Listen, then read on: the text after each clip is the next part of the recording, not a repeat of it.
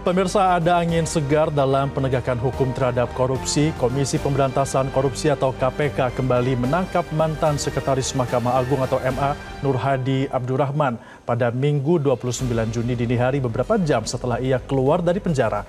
Nur Hadi menjalani hukuman 6 tahun penjara, dipotong masa tahanan sejak MA menolak permohonan kasasi jaksa pada Desember 2021. Ex-pejabat MA itu bersama menantunya terbukti menerima suap 35,726 miliar rupiah serta gratifikasi sebesar 13,787 miliar rupiah dalam pengurusan perkara di lingkungan MA. Inilah dia editorial Media Indonesia edisi Rabu 2 Juli 2025 dengan tema Menjerat Penjajah Keadilan.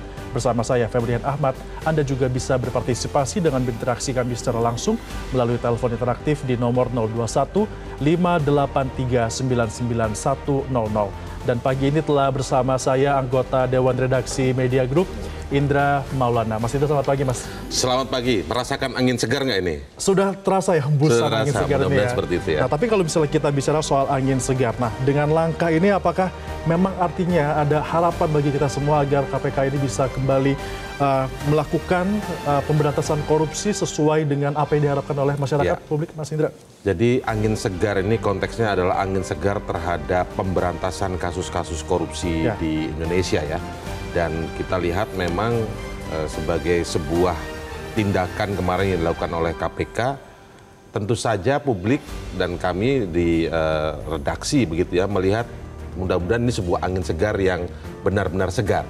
Jadi bukan angin segar yang sekilas saja terlihat segar, tapi ternyata nanti loyo lagi. Maksudnya begini, ketika saat ini di tengah persepsi publik, kita melihat data dulu ya, indeks persepsi korupsi kita yang dirilis tahun ini untuk tahun 2024 sebenarnya ya, itu peringkat kita masih peringkat 99 dari 180 masih negara jauh, dari harapan kita. Artinya masih jauh, walaupun memang ada peningkatan dibanding tahun sebelumnya. Peningkatannya 3 poin saja, gitu. Artinya masih jauh bagaimana indeks persepsi korupsi kita. Nah, kalau kita lihat tren juga, yang data yang dikeluarkan oleh ICW rentang waktu 1 Januari hingga 31 Desember 2023 ya, ini bukan soal data lama, tapi ini memang sebuah tren yang dipotret oleh ICW.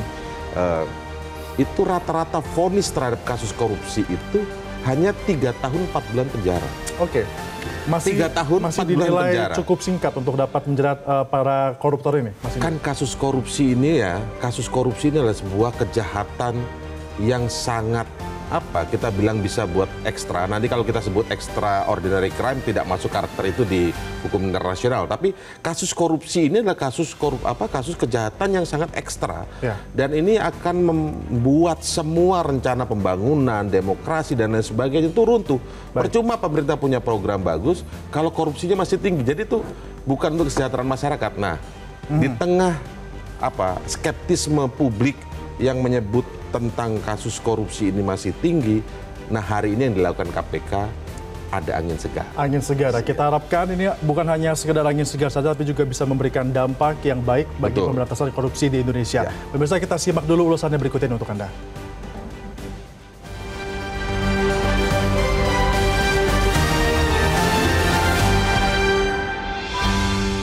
Editorial edisi Rabu pagi 2 Juli 2025. Menjerat penjajah keadilan.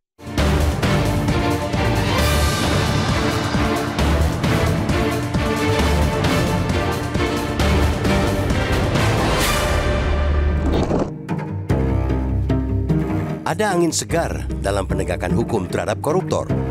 Komisi Pemberantasan Korupsi KPK kembali menangkap mantan Sekretaris Mahkamah Agung MA Nur Hadi Abdurrahman pada Minggu 29 Juni dini hari, beberapa jam setelah ia keluar dari penjara.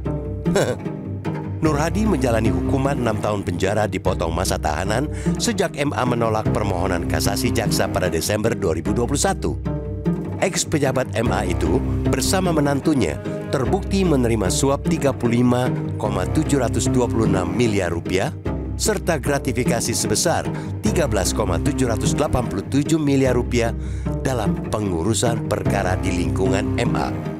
Kini, KPK hendak meminta pertanggungjawaban Nur Hadi dalam perkara dugaan tindak pidana pencucian uang (TPPU) Lembaga anti rasuah menyebutnya sebagai hasil pengembangan perkara korupsi yang terbukti dilakukan Nur Hadi.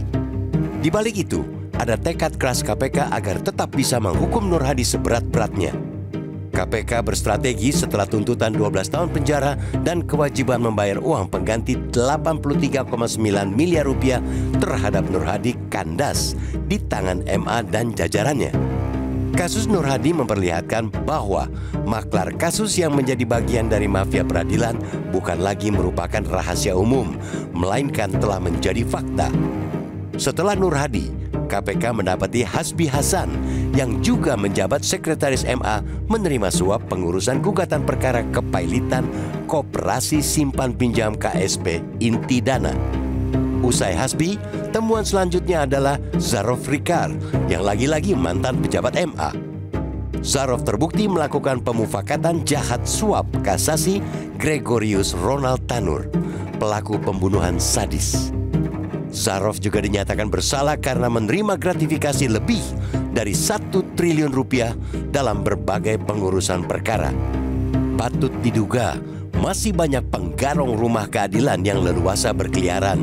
Seluruh perkara yang mengalirkan gratifikasi kepada Zarof beserta hakim-hakim yang terlibat belum terungkap. Tidak mungkin gratifikasi diberikan bila putusan hakim tidak sesuai dengan yang diingini penyuap. Nur Hadi, Hasbi, dan Zarof sama-sama terlibat suap menyuap pengurusan perkara. Ketiganya juga mendapatkan hukuman yang lebih ringan, bahkan sampai hanya separuh tuntutan jaksa. Hasbi dituntut 13 tahun penjara dan 8 bulan, tapi hanya diganjar 6 tahun penjara. Adapun Zarof dijatuhi 16 tahun bui, lebih rendah ketimbang tuntutan jaksa selama 20 tahun penjara dengan alasan kemanusiaan. Hakim berdalih usia Zarof yang sudah 63 tahun terlampau tua untuk mendekam 20 tahun di penjara. Alasan itu mengalahkan pertimbangan betapa besarnya daya rusak ulah para maklar kasus seperti Zarof terhadap negeri ini. Maka kita mengapresiasi langkah KPK yang tetap ngotot mengganjar Nur Hadi dengan hukuman yang betul-betul setimpal dengan perbuatannya.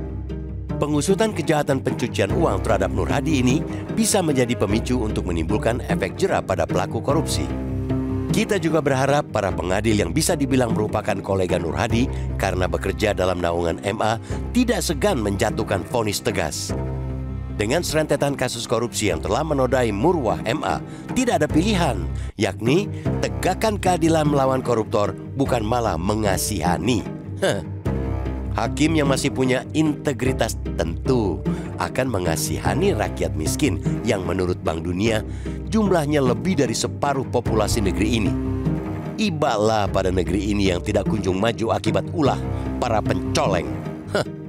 Koruptor pun tidak bisa disadarkan dengan hanya menyindir-nyindir gaya hidup mewah mereka.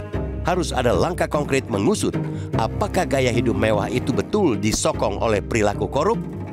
Upaya memberantas korupsi memerlukan kerja bareng dan tekad bersama untuk menindak tegas. Tidak boleh ada keringanan hukuman ataupun ampunan bagi pelaku kejahatan luar biasa itu.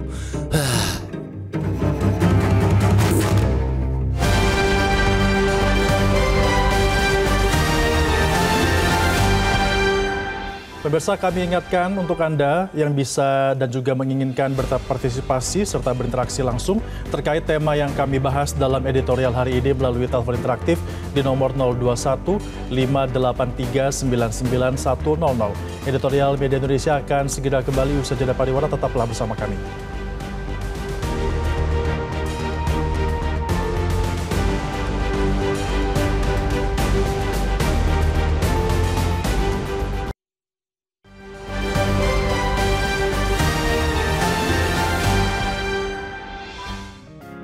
Media Indonesia mengajak Anda untuk mengakses fitur premium e-paper. Dengan sajian konten berbasis intelektual dan meneguhkan kebangsaan, Media Indonesia tampil dengan lebih dinamis melalui e-paper Media Indonesia yang dapat Anda akses kapan saja, di mana saja. Caranya mudah, download aplikasi Media Indonesia di Android atau ketik link e-paper.mediaindonesia.com atau bisa scan QR Code pada layar kaca Anda. Klik tab e-paper di bagian samping layar tablet Anda, daftarkan data diri, serta pilih paket berlangganan e-paper Media Indonesia sesuai dengan kebutuhan Anda. Nikmati juga bonus spesial tambahan 4 halaman rubrik fokus setiap hari. Semua bisa Anda dapatkan hanya di e-paper Media Indonesia. Untuk informasi lebih lanjut, hubungi customer service di nomor 0811 1201 2018 atau kunjungi media sosial @mediaindonesia. Media Indonesia, referensi bangsa. Terima kasih Anda masih bersama kami dalam editorial Media Indonesia. Kita masih bersama dengan Mas Indra. Mas Indra, kalau kita lihat apa yang dilakukan KPK ini kan termasuk tidak biasa. Baru keluar tapi langsung ditangkap lagi. Nah, betul. Anda melihatnya seperti apa? Apakah ini memang merupakan upaya KPK untuk menunjukkan kembali taringnya? Karena ada juga lembaga lain yang sejak jor-joran juga dalam melakukan pemberantasan korupsi. Ya, dalam konteks yang positif tentu saja perlombaan dalam upaya memberantas korupsi oleh lembaga-lembaga penegak hukum kita harusnya ini menjadi kabar yang baik ya. Asalkan benar-benar mau memberantas korupsi dengan memang tidak ada tujuan lainnya. Memang tujuannya adalah memberantas kasus korupsi di Indonesia ini agar indeks persepsi korupsi kita semakin baik begitu ya. Kemudian hukuman terhadap para koruptor itu juga tidak jauh beda dari tuntutan. Kadang kan kita suka-suka disuguhi begini. Ketika operasi tangkap tangan heboh, tapi ketika sudah mulai persidangan, vonisnya ternyata setengahnya dari tuntutan, atau vonisnya cuman ya seperti tadi data yang dipaparkan oleh ICW ya, rata-rata vonis itu hanya 3 tahun 4 bulan penjara, dan ini tren ini tidak berubah dari tahun 2020. Bayangkan artinya selama ini memang kasus-kasus korupsi itu vonisnya ringan-ringan. Nah, tadi muncul pertanyaan kan dari Febrian bahwa ini agak aneh ini KPK apakah mau unjuk gigi lagi atau unjuk taring lagi. Ya memang sebaiknya KPK harus selalu bertaring, tidak unjuk taring pada saat-saat tertentu saja. KPK, Kejaksaan Agung, Kepolisian dalam kasus-kasus korupsi ini memang harus selalu unjuk gigi, harus selalu bertaring begitu ya. Jangan sampai pada saat tertentu loyo, pada kasus tertentu orang tertentu loyo gitu loh kan, sehingga ini tebang pilih. Nah jangan sampai begitu. Nah yang diharapkan adalah ini memang benar-benar angin segar, karena kita ingat lagi ya, kita mundur lagi melihat sebuah adagium lama bahwa bagaimana mau menyapu lantai yang kotor jika sapunya juga kotor. Kita kalau melihat kasus Nur Hadi, kemudian pengganti Nur Hadi di Mahkamah Agung ya Hasbi Hasan, kemudian mantan pejabat MA juga Zarof Rikar, itu kan mereka berada di lingkup Mahkamah Agung, dan mereka ini kan mereka semua itu adalah penjajah keadilan ya, yang seharusnya penjajah keadilan yang merupakan kalau bahasa yang sering kita sebut di publik akhir-akhir ini maklar kasus yang paling depan seharusnya ya Mas dalam membela keadilan. Nah kita sudah ada penelpon dengan Ibu Indra dari Cirebon. Ibu Indra silakan.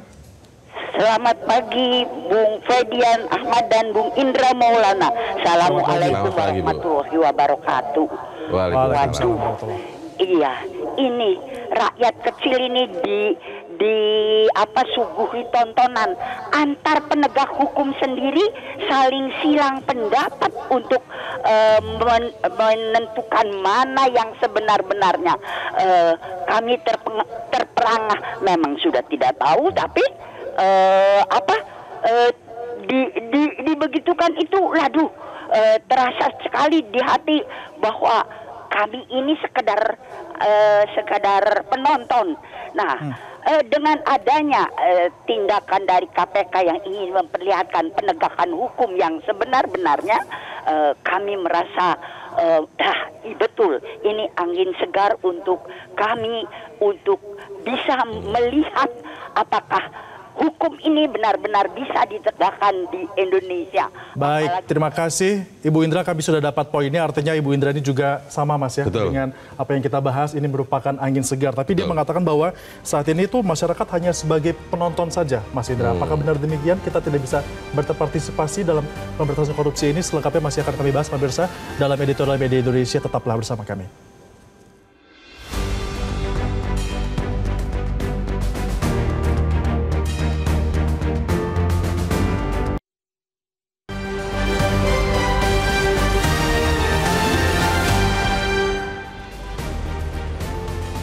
Anda masih bersama kami di editorial Media Indonesia. Mas Indra, tadi kita menanggapi pernyataan dari Ibu Indra yang mengatakan masyarakat seolah seperti penonton. Ada kompetisi di layar sebagai kita yang menonton seperti itu kan. Memangnya seperti itu, Mas? Jadi begini, kalau tadi pendapat Bu Indra itu kan juga mengapresiasi ya sebuah tindakan yang dilakukan oleh penegak hukum dalam hal ini kali ini KPK. Setelah baru keluar langsung dijerat lagi oleh pasal yang berbeda yaitu pasal TPPU ya, tindak pidana pencucian uang. Artinya memang ada pemberatan. Untuk kasus-kasus korupsi ini memang harus seperti ini. Mereka mendapatkan uang hasil suap, kemudian gratifikasi, menjalani hukuman yang relatif lebih pendek begitu ya. Tadi sudah kita bahas rata-rata hukuman atau vonis itu para koruptor itu yang sangat pendek-pendek itu. Terus hukuman beratnya apa gitu? Artinya sekarang bagus nih KPK masuk di soal TPPU. Nah, bagaimana soal penonton, soal masyarakat menjadi penonton saja? Masyarakat bisa menjadi ikut berpartisipasi, melaporkan adanya dugaan-dugaan suap. Itu kan masuk kasus korupsi. Suap, gratifikasi, itu bisa dilaporkan ke KPK. Di situ biasanya nanti ada laporan masyarakat. Kan seringkali KPK atau Kejaksaan Agung menindaklanjuti laporan masyarakat kan gitu. Masyarakat bisa melaporkan, sangat bisa berpartisipasi secara aktif untuk ikut memberantas kasus korupsi. Cuma memang ada poin yang ditangkap oleh Bu Indra tadi bahwa soal terkesan ini kompetisi antara lembaga penegak hukum. Tadi kita sudah ulas. Kompetisi antar penegak hukum itu baik-baik saja, bagus saja. Asal, nah ini catatannya, asal jangan sampai mereka terjebak pada yang sering dikritisi oleh akademisi akhir-akhir ini, yaitu apa? Populisme hukum. Apa maksudnya populisme hukum itu? Hanya sekedar jor-joran di awal. Mungkin kita akhir-akhir ini sering melihat ya, tumpukan uang yang begitu banyak ya, penggerbekan rumah ada 1 triliun itu kasus Zaro Frikar yang kemarin juga ditumpuk. Kemudian kalau mungkin di dalam soal yang lain kita melihat ada banyak barang bukti narkoba yang dipajang di depan begitu sehingga publik bisa melihat. Apa salahnya dari situ? Kalau di situ bagus, kemudian diulas secara tuntas bagus, diungkap secara tuntas sampai ke akar-akarnya, sampai ke tokoh-tokohnya, sampai ke gembong-gembongnya, atau sampai ke intelektual dadernya begitu, itu bagus. Yang dikritisi dari populisme hukum itu apa? Kalau hanya heboh di awal, tapi ujungnya aktornya nggak tertangkap, aktornya nggak terungkap. Nah inilah yang disebut populisme hukum. Jadi kompetisi KPK, Kejaksaan Agung, kepolisian dalam mengungkap kasus-kasus korupsi itu sangat baik buat masyarakat, asal tadi tidak ada tujuan lain yaitu populisme hukum tadi. Itu yang banyak dikritisi. Heboh di awal hanya jor-joran supaya nama instansinya muncul, bangkit, ya kan, menjadi dilirik publik atau mendapat trust dari penguasa misalnya begitu ya. Tapi ujung-ujungnya juga nggak mengungkap tuntas juga siapa aktor di baliknya. Itu yang dikritis dari populisme hukum. Nah, tapi apa yang harus dilakukan agar setiap kali penanganan korupsi ini hukumannya selalu maksimal, tidak dipotong, tidak mendapatkan hukuman tadi kata ICW hanya sekitar 3 tahun 4 bulan rata-ratanya? 3 tahun 4 bulan. Nah, itu yang menjadi kritik kita kepada para penegak hukum ya. Kalau tadi kita masuk pada maklar kasus yang ada di Mahkamah Agung, kan KPK ini pernah mengajukan kasasi, ya kan, terkait kasus Nur Hadi ini. Karena tuntutannya sebenarnya adalah 12 tahun. Ternyata vonisnya 6 tahun. Ketika kasih ditolak ya. Ya ini tentu saja menjadi ranahnya penegak hukum itu sendiri, bagaimana pertimbangannya dan lain sebagainya. Tapi ini bisa menjadi pelajaran bahwa mereka yang kita ulas hari ini, Nur Hadi, kemudian Hasbi Hasan, Zaro Frikar, mereka itu kan ada di lingkup lembaga penegak hukum yang tinggi, di mana mereka perannya ternyata pengurusan kasus, suap pada pengurusan kasus. Zaro Frikar kita ingat soal kasus suap kasasi tentang kasus Ronald Tanur. Kemudian Hasbi Hasan juga kasus suap pengurusan terkait koperasi simpan pinjam. Lalu Nur Hadi begitu juga. Nah inilah yang kemudian tadi kita bahas di Adigum lama, bagaimana membersihkan lantai yang kotor jika sapunya kotor. Nah ini yang harus dibersihkan dulu, sapunya bersih dulu, maka lantainya ketika akan disapu dengan baik, dengan komit, dengan konsisten, itu akan bersih juga lantai. Jadi kalau misalnya ini dikatakan angin segar, bukan cuma angin yang hanya menghempas sedikit-sedikit sampah, tapi benar-benar semuanya bisa disingkirkan. Betul sekali, kita berharap seperti itu. Kita berharap seperti itu. Itu dia, pemirsa, pembahasan kita kali ini. Terima kasih Mas Indra. Tentunya upaya memberantas korupsi ini bisa juga memerlukan kerja bareng dan juga tekad bersama untuk menindak tegas. Tidak boleh ada keringanan hukuman ataupun ampunan bagi pelaku kejahatan luar biasa. Saya Febrian Ahmad mengucapkan terima kasih atas perhatian Anda. Tetaplah bersama kami dan sampai jumpa.